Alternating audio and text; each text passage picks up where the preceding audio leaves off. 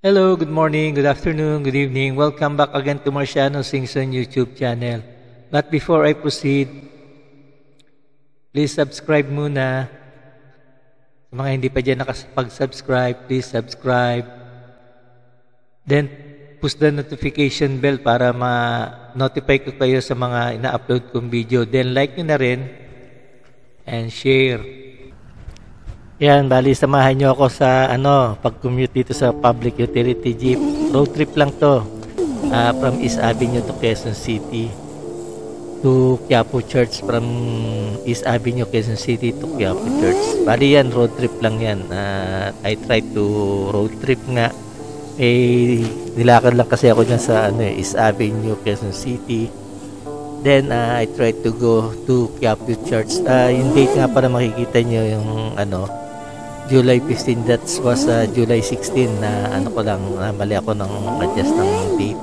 Bali July 16 yan. It's a Friday. Bali it's a church day sa Quiapo. So makikita nyo yan, ang purpose ko dyan para magsimba and pagawa ko na rin yung cellphone kong nasira, and also tingnan din yung sa Port Santiago. Bali road trip, puro road trip lang naman yan papunta dyan sa bali makikita nyo yung dinadaanan namin na papunta ng Quiapo. That was along Espanya. Bali sa Espanya. So yan, makikita nyo yung sa side ko, nasa front ng public utility jeep. Lumipat ako dyan sa front para medyo safe ng konti, kasi medyo nakakatakot doon sa likod. Marami kang kadikit, especially sa mga buses, sa mga medyo medyo kabado rin ako sa especially sa variant ngayon. Variant talagang COVID Delta variant na talagang malakas yan. Bali open pa kasi yung dyan hindi nag-open yung ILTF dyan na sa pero yan naman, sinamahan ko na ng gala yan. May nilakad lang ako dyan, then may kasama na akong gala. So yan, makikita nyo yung along the street nga ng papunta ng Quiapo Church, from Quezon City East Avenue. Yan, makikita nyo medyo maluwag-luwag ng hindi ganong matao siya, na not like pagka walang pandemic. Talagang matao yung lugar na yan. Busy busy road yan halos traffic yan palagi, kasi sa mga estudyante, saka sa mga sa mga office worker, mga nagtatrabaho. Yan, bali sa circle yan, not circle, Welcome Rotonda. Nakalagpas na yan ng so yan lang, makikita nyo yung mga medyo maluwag ng konti siya, hindi naman ganong traffic so ayan, makikita nyo nga yung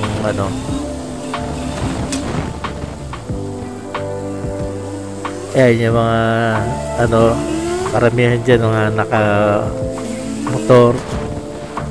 Ayan lang, pasahero nga. Pipick up din yung driver namin ng passenger. So yan nga, sana maano nyo yung road trip niyan. And also, I want to show you yung yung experience sa Quiapo Church na talagang crowded masyado. Doon sa vicinity ng hindi naman sa sa church, kundi doon sa sa mga sidewalk vendors. Talagang grabe yung mga tao doon. Halos iba walang face mask, walang face shield.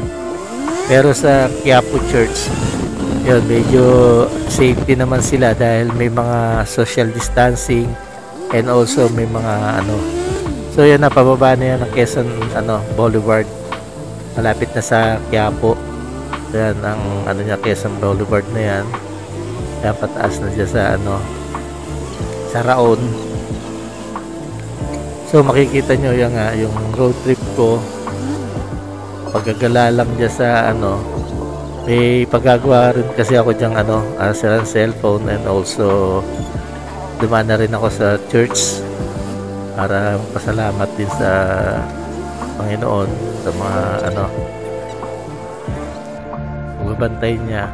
So yan nga, bumaba na ako, maglakad-lakad na ako dyan papunta ng bawal na kasi magbaba ng doon gawing tapat ng church, kaya yan, may overpass dyan. Then yan nga, yan yung mga tao sa yan ang side ng bali yan sa side yan ng church ng Quiapo. Yan, wala naman kayo makikita dyan sa side kasi yan ang exit point ng church, kaya walang pang kikita dahil may misa pa dyan, may mass pa. So yan nga, papasok ng kaya lang yan nga, pagpasok mo ang ganyan ka lang sa front ng kasi puno na yung loob ng church. That was noon time especially sa morning, early in the morning, maraming dyan mga deboto na yan, makikita nyo, i-share it to you lang kung gaano kadeboto yung mga yung mga nagsisimba dyan. Kasama na ako. Yan nga, makikita nyo, physical distancing, katanghalian tapat yan. Bali, nagpe-pray sila sa Lord, humihingi ng pasasalamat, then humihingi rin ng tulong. Bali, yan makikita nyo sa labas. Yan, makikita nyo, may mga marker sila ng kung saan ka may physical distancing yan. Yan, bali yan, front ng church yan. Sa loob, medyo na siya, occupied na siya ng hindi sila nagpapapasok basta occupied na yung mga upuan doon. Bali dyan na lang sa labas, hintay-hintay na lang habang nagmamas. May mass yan yun, kasalukuyang may mass yan. Bali yung nga daan ka lang naman, napadaan naman ako dyan, yung nga lang para yung nga to give some respect din sa pagpunta dyan.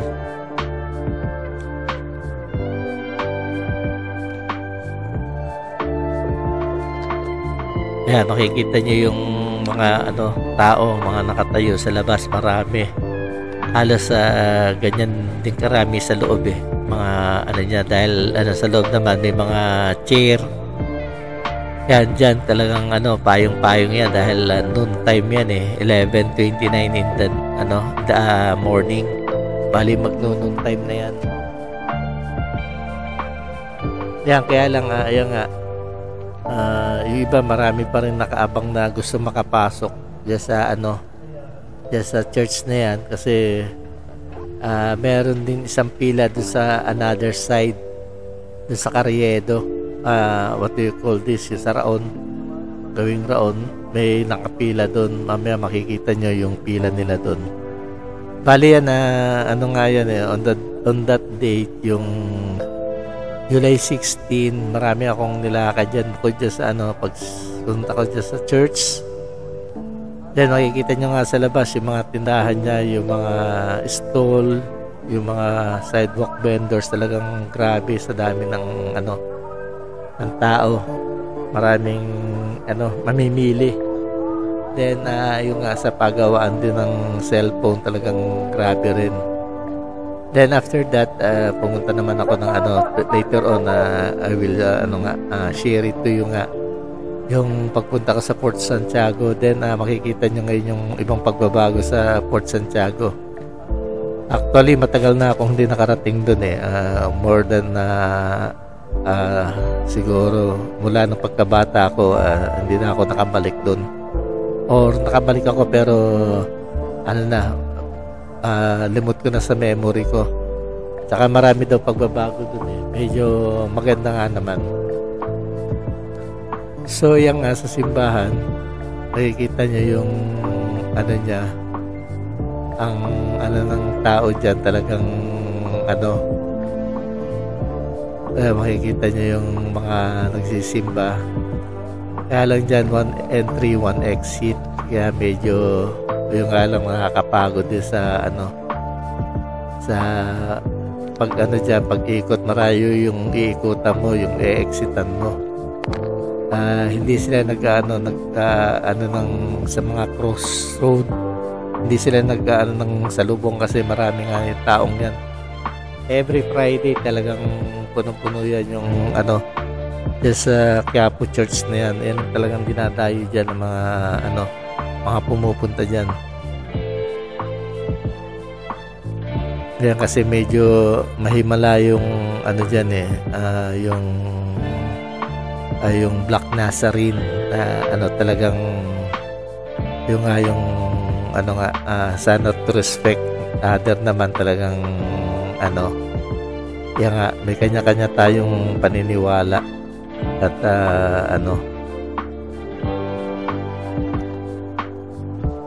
yan makikita nyo yung yung mga nagsisimba ayan sa labas sila kahit kainitan ng araw.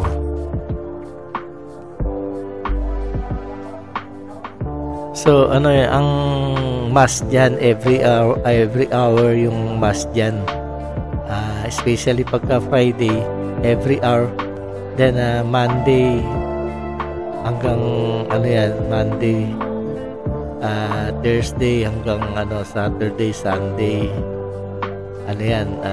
tuloy-tuloy ang mass nila dyan, tuloy-tuloy ang nila, may online mass pa rin sila. O dyan sa sa personal appearance mo dyan sa sa simbahan, meron pa rin kung gusto mong mag-online mass, meron din naman. So yan nga, maraming talaga. That was yung church Roman Catholic Church yan dito sa Pilipinas. And also there is another church nga bukod dyan sa Quiapo Church, meron dyan medyo magkakalapit sa Binondo, dyan sa Manila Cathedral, and marami pa dyan San Agustin Church, marami dyan simbahan along Manila, San Sebastian, mga pero one of the famous church yung ang Quiapo Church. Yan, makikita nyo na nga sa labas. Yan nga, winanway nila dyan, yung paglabas mo dyan sa Quezon Ave, yung yan, hindi ka pwedeng lumusot dun sa kabilang side, kasi yan, dyan sana meron daan dyan, kaya lang sinarahan nila yan, ginawa nilang one way, walang salubungan, kaya yung tao umiikot pa dun sa kaya yan, makikita nyo yung kaya nga ito nga, after that yung COVID variant, medyo naghigpit na sila ulit dahil merong mga dyan pero 1% pa lang dyan sa Manila yung yung Delta variant na pero nakakatakot din kahit na hindi Delta variant, tamaan ka ng kaya yan, ingat-ingat lang. Ako nga medyo ingat-ingat, kaya lang yan, papunta yan doon sa doon sa may pagawaan ng cellphone, umikot lang yan usually malapit lang yung katabi lang ng church, kaya lang yan pinaikot nga. Pero road trip ko na rin kayo, pakita ko sa inyo yung nila, yung paligid dyan sa Quiapo, yung vicinity ng Quiapo, yan makikita nyo, yung marami dyan mga iba't ibang tinda, kaya isa pa rin niya sa mga dinadayo. Yan nga, yan yung mga souvenirs for mga for tourists, yan mga what do you call this, yung mga yung anong product yun, yung nila na kadalasan ay mga tourist din yung bibili. So yan nga, pinaikot kami dyan sa Quinta Market, front of Quinta Market, then umiikot kami dyan, turn right, then pabalik ulit ng front of ng church, kasi yung nga medyo hindi nila sinasalubong dun yung so yan, makikita nyo dyan, yan nga, yan mga maraming dati nun, ewan ko nga, dati yan pinagbabaklas na yan, ngayon balik na naman, medyo, pero okay naman dyan, medyo maalwan, hindi ka masikip, kaya lang din pa rin masabi. pagka Friday. Yung morning time, talagang mas maraming tao pagka yung morning time na yan, noon time na yan, medyo pawala na yung mga tao dyan. Kaya makikita nyo mga tindahan, iba't ibang paninda dyan mga prutas, gulay, tapos mga gadget, mga mura lang naman yung dyan pero yan, hindi mga wholesaler yan may mga wholesaler sa loob. Bali yung mga nasa labas na yan, mga retailer lang yung mga yan. Kung gusto niyo bumili ng mga doon kayo sa loob na pero yung mga prutas dyan medyo okay na rin, may laban na, medyo mura-mura na yung tinda nila. Pero kung gusto niyo rin mas mura pa, talagang pumunta ka dun sa sa Divisoria, kung talagang sa maramihan yung bibili mo.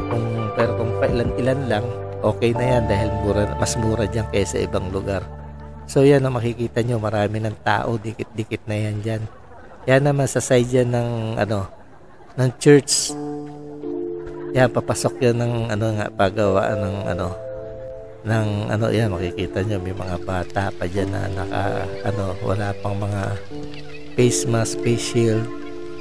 Tapos yan yung sa loob ng yung paggawa ng cellphone, tsaka yung mga bilihan ng mga gadget. Yan, marami dyan ka makakabili ng iba't ibang klaseng mga gadget, mga So yan nga yung paggawaan, pinagawa ko yung ko dyan. Kaya lang makikita niyo yung gumagawa talagang unsafety rin, walang walang face mask, kung sino-sino yung nakakasalamuha niya. Depende na lang sa mga katulad ko, double mask din ang ginagamit ko, mahirap na rin katulad yan, mamaya kung sino-sino rin yung nakakaharap niyan.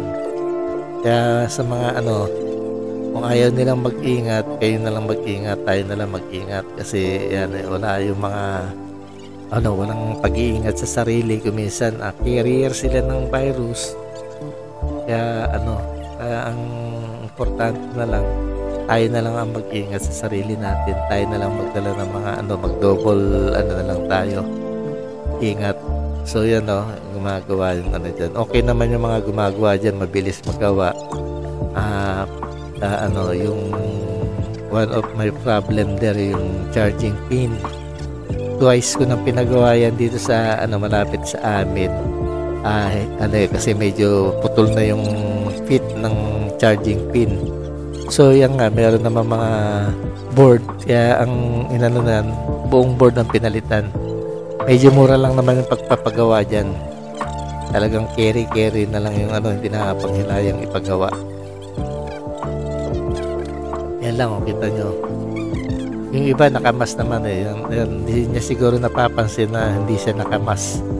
Medyo busy siya na kita, hindi niya na pero may mask siya, hindi nakasuot.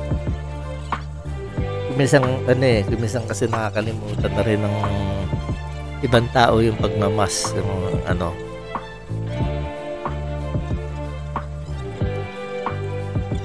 Okay naman silang gumawa dyan, mga mura yung nila, charge service fee, mura lang, mabilis naman ang nila. Pwede mo nang hintayin, wala pang 1 hour, medyo pagka available kaagad yung parts, yun, wala pang 1 hour na kaagad. So yan ang loob pa ng yung ibang tindahan dyan nakasara. Then yung sa labas naman ulit, ayan yung along anong street ba yan, tumbok ng church yan makikita mo yung medyo ginutom tayo, lunch time. Ayan, pasok muna tayo dyan sa sa one of the medyo mura-mura yung inasal, at saka okay din naman yung pagkain nila dyan. Yan, bali na yan, 1 PM na. Yan, marami rin ng nasa third floor yan sa taas. Okay naman yung distancing nila, hindi naman karamihan ng tao, tsaka may mga barrel board na nakaharang na So yan yung lugar nila.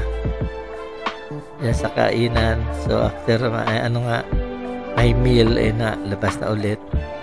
So I prefer to go sa sa Port Santiago kasi limited time lang ako. That was 1 o'clock. Then pick up time sa anak ko kasi pipick upin niya ako about 4 o'clock.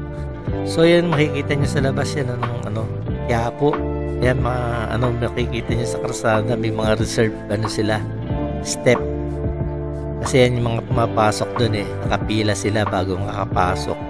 Pero yung iba, ginagawa nila kasi kainitan yan, tatayo sila. Ang nangyayari, maglalagay sila ng marker dyan sa nila, sa step nila, then saka magpapahinga sa gilid. Pagkatapos ng mass, sila naman yung papasok sa loob. Ganyan yung procedure nila ngayon sa dyan sa simbahan. Makikita niyo dyan sa yung talagang pinipilahan nilang pagpasok dyan sa simbahan. Yan, marami naglalakad dyan sa labas, mga yan, makikita niyo yung mga tao na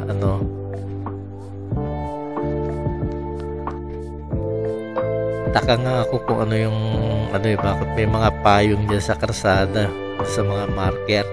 Yan pala inaano nila sa pila. Yan, papasok ng simbahan. Para makapasok sa loob ng simbahan, yan nga, pipila ka dyan sa labas. Kita niyo yung pila nila, yan So yan nga, yan dyan sa Quiapo nga, yan, vicinity ng Quiapo. Maraming tao din dyan dahil nga sa mga, yung iba what do you call this, namibili ng mga mga gamit. Ayan, makikita niyo yung iba-iba kasing paninda dyan sari-sari, halos lahat kompleto, tsaka medyo mura-mura dyan kasi mga retailer yan. Pero yung wholesaler talagang napaka 50% ang nila, ang patong ng mga retailers pagka sa wholesaler. Ang wholesale dyan kasi per items, mga minsan 6 pieces or 12 pieces, yun yung wholesale. Same like yung mga dyan, yung mga what do you call this, yung iba't ibang klaseng items na for example yung yung eyeglass, reading glass. Ang reading glass dyan, mabibili mo ng wholesale minsan 50 pesos each, pero pagka inano mo na ng retail, 100 pesos each. Kaya more than 50% yung patong ng mga retailer dyan sa labas. Yan, makikita niyo yung dyan, sari-saring paninda.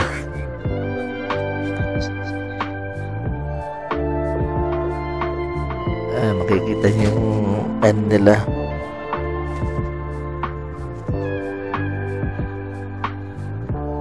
Ayan, makikita niyo yung yan, pumasok ako dyan sa loob, nagtingin-tingin ako ng iba't ibang paninda. Diyan kahabaan niya ng Avenida, that was Avenida, Rizal Avenue yan yung kahabaan na yan.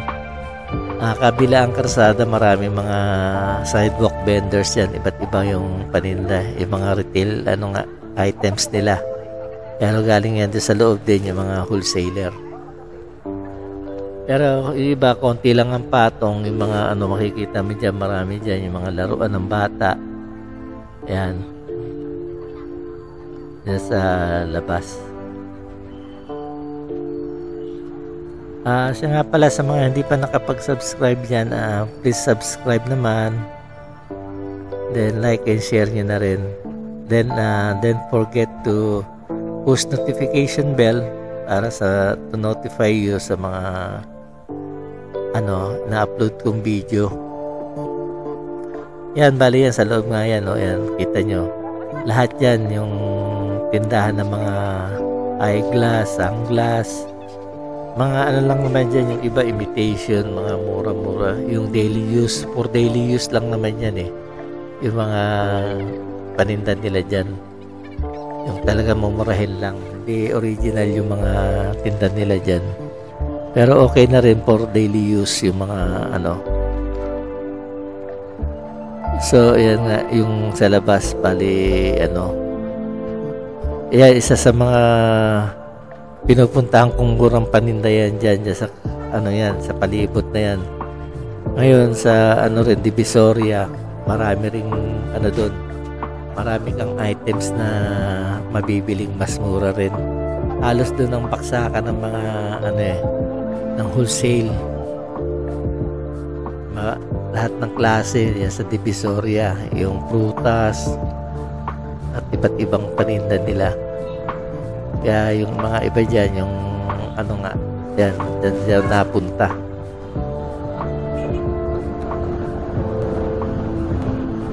So yan nga, road trip lang yan. Ayan, pagkatapos niyan, yan nga, I prepare to to ride public utility jeep papunta naman ng Port Santiago. Bali yan, patapos na ito.